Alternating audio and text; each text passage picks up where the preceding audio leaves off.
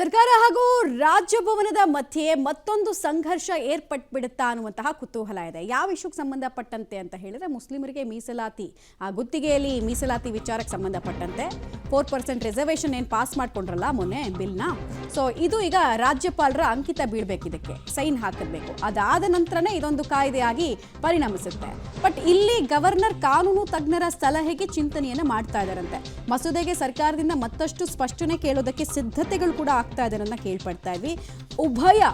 ಉಭಯ ಸದನದಲ್ಲೂ ಕೂಡ ಪರಿಷತ್ ಇರ್ಬೋದು ಅಥವಾ ವಿಧಾನಸಭೆ ಇರ್ಬೋದು, ಎರಡೂ ಕಡೆ ಬಿಲ್ ಪಾಸ್ ಆಯಿತು. ಆಶ್ಚರ್ಯ ಅನ್ಸುತ್ತೆ ಪರಿಷತ್ನಲ್ಲಿ ಈ ಬಿಲ್ ಹೆಂಗೆ ಪಾಸ್ ಆಯಿತು ಅಂತ, ಯಾಕಂದ್ರೆ ಅವ್ರ ಹತ್ರ ನಂಬರ್ಸೇ ಇರಲಿಲ್ಲ, ಆದರೂ ಪಾಸ್ ಮಾಡಿಕೊಂಡ್ರು.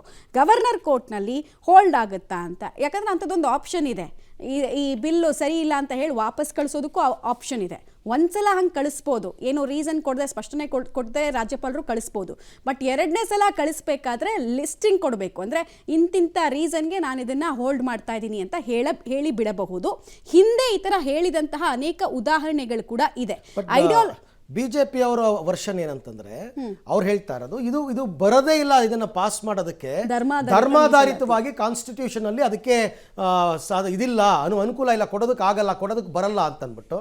ಬಟ್ ಗವರ್ನರ್ ಈ ಪಾಯಿಂಟ್ ಏನಾದರೂ ಹಿಡಿದ್ರೆ, ಧರ್ಮಾಧಾರಿತವಾಗಿ ಗುತ್ತಿಗೆ ಮೀಸಲನ್ನ ಕೊಡಕ್ ಬರಲ್ಲ ನೀವು ಸಂವಿಧಾನಬದ್ಧವಾಗಿ ಅಂತ ಹೇಳ್ಬಿಟ್ರೆ, ಅದು ಕಾನೂನು ಸಮರಕ್ಕೆ ಹೋಗ್ಬೇಕಾಗತ್ತೆ, ಕೋರ್ಟ್ನಲ್ಲೇ ಡಿಸೈಡ್ ಆಗಬೇಕಾಗತ್ತೆ. ಗವರ್ನರ್ಗೆ ಈ ಸರ್ತಿ BJP ಅವರು ಹೋಗಿ ಕಂಪ್ಲೇಂಟ್ ಕೊಟ್ಟಿದ್ದಾರೆ ಈ ವಿಚಾರಕ್ಕೆ ಸಂಬಂಧಪಟ್ಟಂತೆ. ಸೊ ನೋಡೋಣ ಗವರ್ನರ್ ನಿರ್ಧಾರ ಏನು. ಮತ್ತೊಮ್ಮೆ ಸರ್ಕಾರ ಮತ್ತು ರಾಜಭವನದ ನಡುವೆ ಸಂಘರ್ಷಕ್ಕೆ ಈ ವಿಚಾರ ಕಾರಣವಾಗುತ್ತಾ ಅಂತಕ್ಕಂಥದ್ದನ್ನು ಕಾದು ನೋಡಬೇಕು. ಹಿಂದೆ ರಾಜ್ಯಪಾಲ ಹಂಸರಾಜ್ ಭಾರದ್ವಾಜ್ ಇದ್ರಲ್ಲ, ಅವರು ಯಡಿಯೂರಪ್ಪ ಅವರು ಒಂದು ಬಿಲ್ಲನ್ನು ಪಾಸ್ ಮಾಡ್ಕೊಳ್ತಾರೆ, ಗೋ ಹತ್ಯೆ ನಿಷೇಧ ಕಾಯ್ದೆ ಅಂತ. ಸೊ ಅದನ್ನು ಇವ್ರು ಪಾಸ್ ಮಾಡೋದಕ್ಕೆ, ಸೈನ್ ಮಾಡೋದಕ್ಕೆ ಒಪ್ಕೊಳ್ಳೋದಿಲ್ಲ. ಅವ್ರು ಏನು ಮಾಡ್ತಾರೆ, ಡೈರೆಕ್ಟಾಗಿ ರಾಷ್ಟ್ರಪತಿಗಳಿಗೆ ಕಳಿಸ್ಬಿಡ್ತಾರೆ. ಸೊ ಅದು ಅಲ್ಲೇ ಬಿದ್ದು ಹೋಗುತ್ತೆ.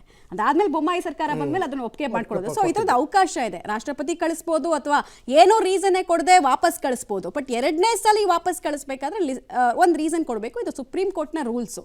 ಗವರ್ನರ್ ಪವರ್ ಮಿಸ್ಯೂಸ್ ಆಗ್ತಾ ಇದೆ ಅಂತ ಲಾಸ್ಟ್ ಒಂದು 5-6 ವರ್ಷದಲ್ಲಿ ಚರ್ಚೆಗಳೆಲ್ಲ ಆಗ್ತಾ ಇತ್ತಲ್ಲ. ಸೊ ಒಂದು ಪ್ರಕರಣದ ತೀರ್ಪನ್ನ ಆಚೆ ಕೊಡಬೇಕಾದ್ರೆ ಸುಪ್ರೀಂ ಕೋರ್ಟ್ ಹೇಳಿತ್ತು, ಒಂದ್ಸಲ ಓಕೆ, ಎರಡನೇ ಸಲ ನೀವೇನಾದ್ರೂ ವಾಪಸ್ ಕಳಿಸ್ತೀರಾ ಅಂದ್ರೆ ರೀಸನ್ ಕೊಡಿ ಅಂತ. ಸೊ ಏನಾಗುತ್ತೆ, ಹೆಂಗಾಗುತ್ತೆ ಅನ್ನೋದು ಪ್ರಶ್ನೆ. ಆಮೇಲೆ ಅಷ್ಟು ಈಸಿ ಎಲ್ಲ ಲೀಗಲ್ ಸ್ಕ್ರೂಟಿನಿಗೂ ಕೂಡ ಒಳಪಡಬೇಕಾಗತ್ತೆ ಈ ಬಿಲ್.